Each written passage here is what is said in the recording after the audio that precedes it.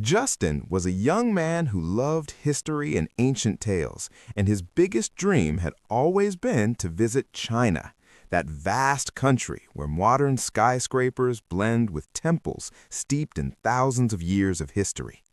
After months of planning and saving, Justin packed his suitcase, grabbed his camera, and boarded the plane to Beijing.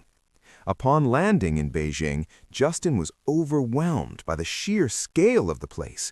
The airport was a hive of activity. His tour guide and new friend, Lee, greeted him with a broad smile and said in fluent English, "Welcome to the Middle Kingdom, Justin." The streets were bustling with cars and bicycles, and colorful lights filled the air. But the first thing that caught Justin's attention was the enticing aromas emanating from the street food stalls. The next morning, Justin and Lee set off to visit the Great Wall of China. Justin stood in awe before this stone structure that stretched like a giant serpent across the mountain peaks and disappeared into the distance.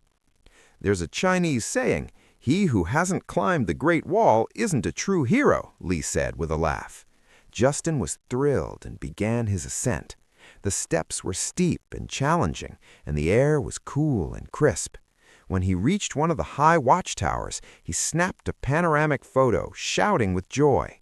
He felt like an old warrior. The food adventure and chopsticks.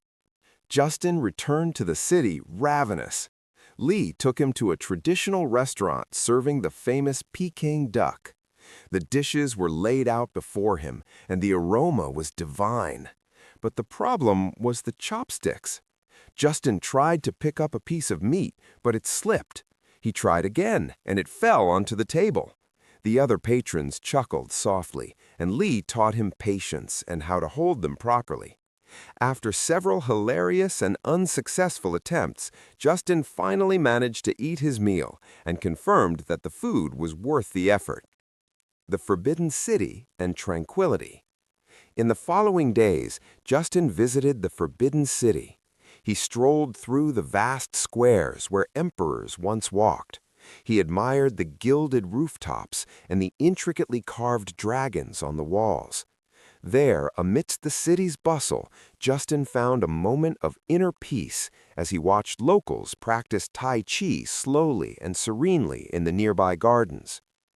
On his last night, Justin stood on the banks of a river in Shanghai, which he had reached by high-speed train, gazing at the glittering skyscrapers that pierced the clouds.